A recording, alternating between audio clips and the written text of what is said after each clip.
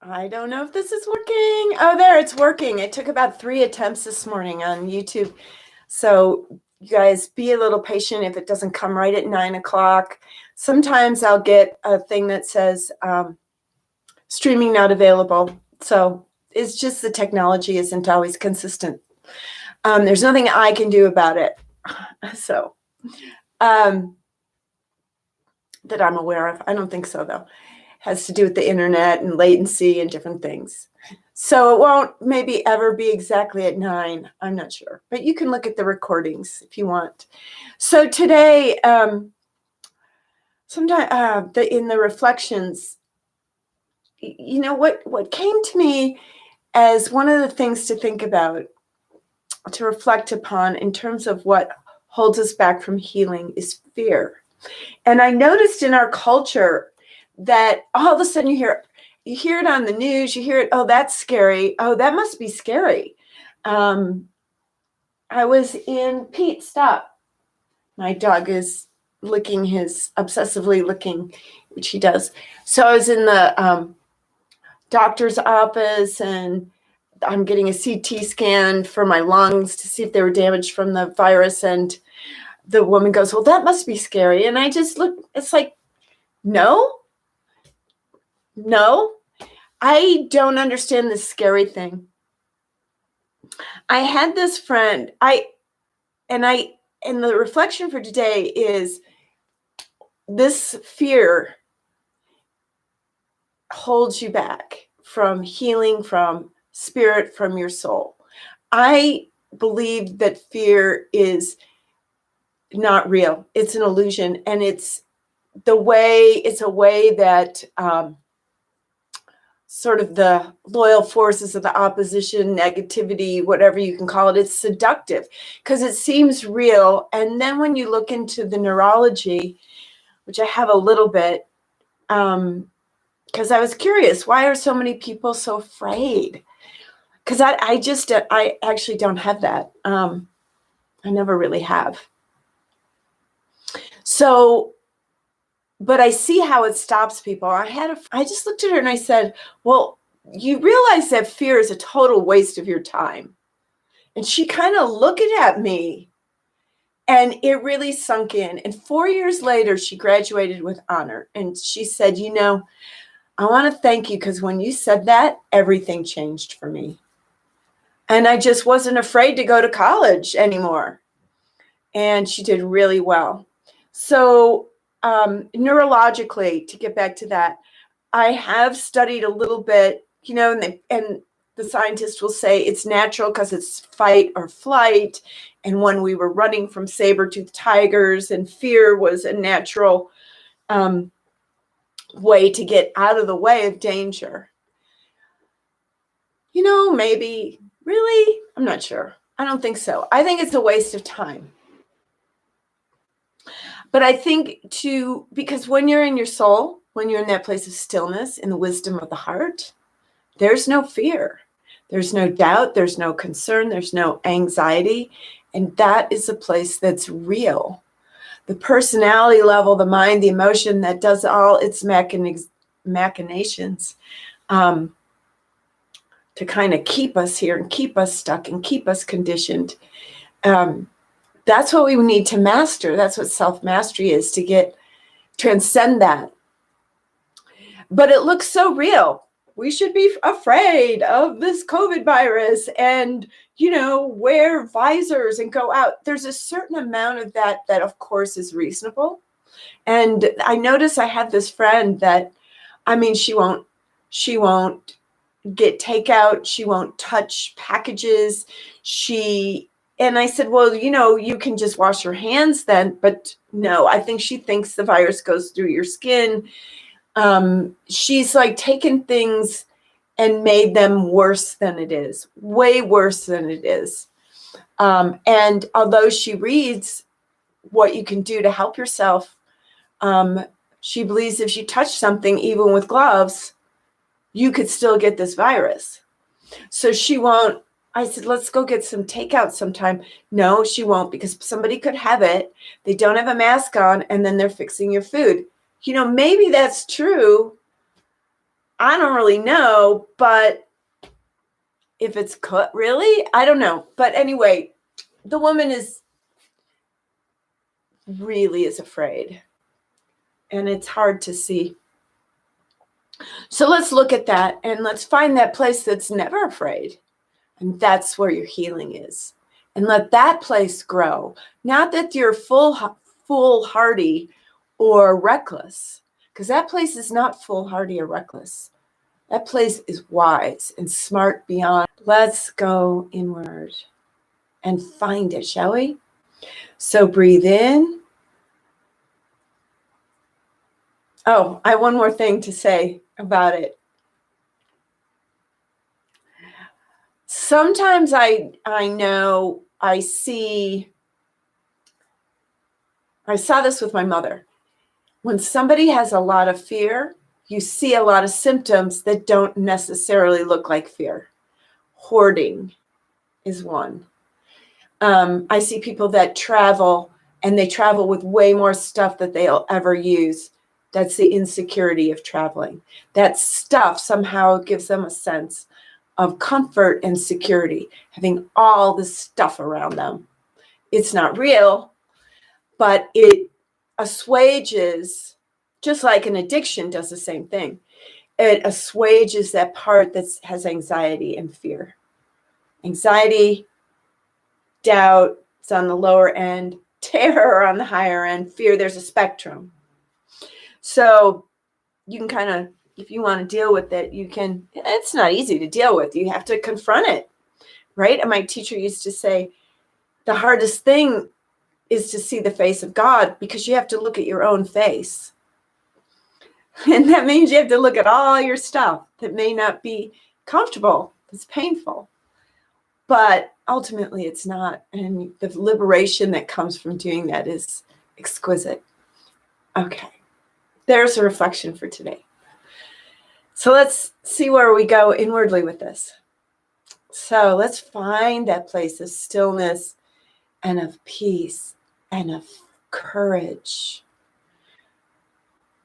The place in heart that knows and trusts, and let all fear and doubt melt away. Feel that place of courage grow and come more present as your awareness attends to it, as your attention brings it more fully into your awareness. As that energetic of courage, that vibrational frequency of courage fills you, fills every part of you, surrounds you, guides you, strengthens, becomes brighter, becomes fuller. Feel how good it feels to be fearless.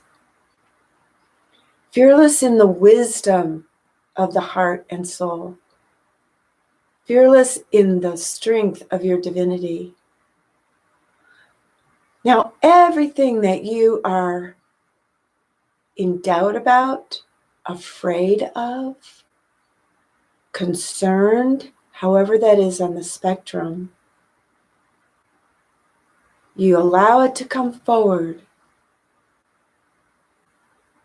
And it's okay, because you're safe and secure in the wisdom of the heart and soul.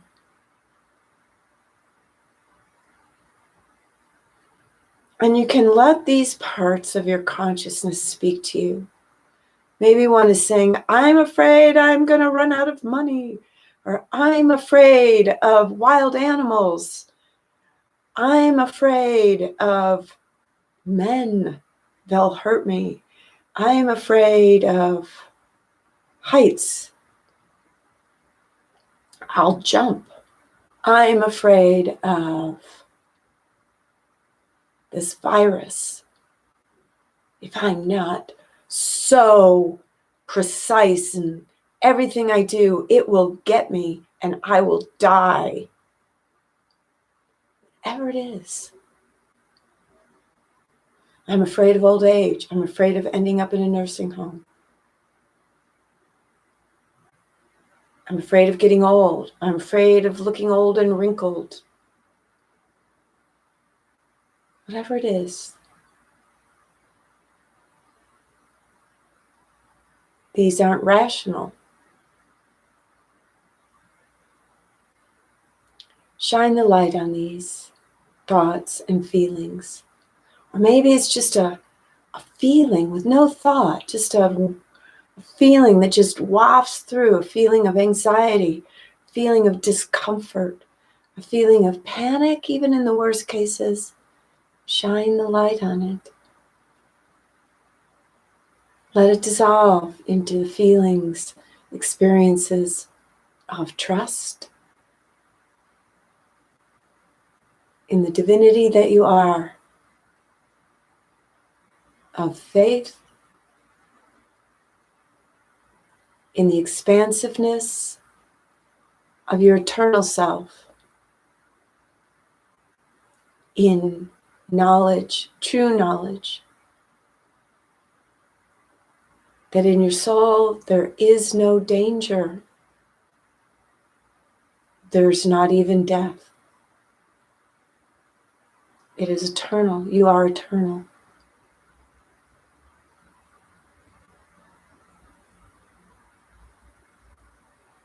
Turn your awareness to that part of you that knows that anything that comes your way, you have all the abilities, talents, and wisdom to handle.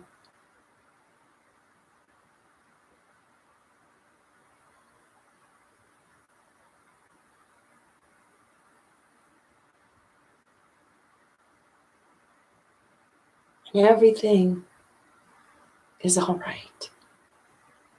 All is well, more than well. All is wonderful. And if your mind goes and looks out into the world again and said, oh, but what about this and what about that? Know that that's a part of you that needs more light and more love. It's holding on to an illusion.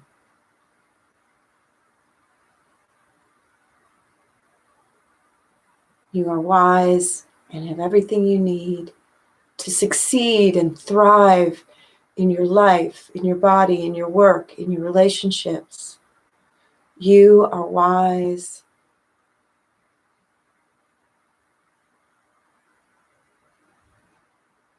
To withstand the slings and arrows of outrageous fortune. You are strong to handle illness, injury, anything that comes to you, and learn from it. Because you are wise and you know that everything that comes your way is for you to expand and grow and learn from and deepen your loving, deepen your compassion and your joy. Breathe this place of delight into every part of you.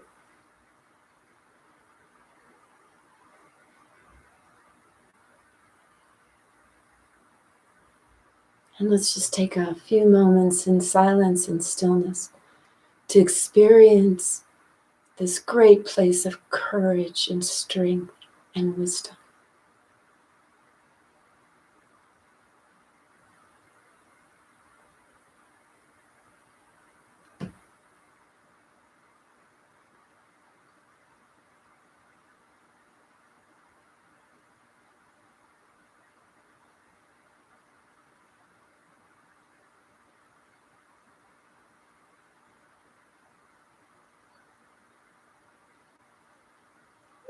And as that place of courage has infused every part of you, let it live there. Let it come more alive every moment, every day. Let it grow so strong, it pushes out the weeds of doubt and fear and insecurity. And it's all you need in this life. You need nothing outside yourself. It's all inside. And it's growing every day in strength. And from this place of strength, you can help and serve others, if that's your choice, or just hold in this energy. And just holding in it serves humanity.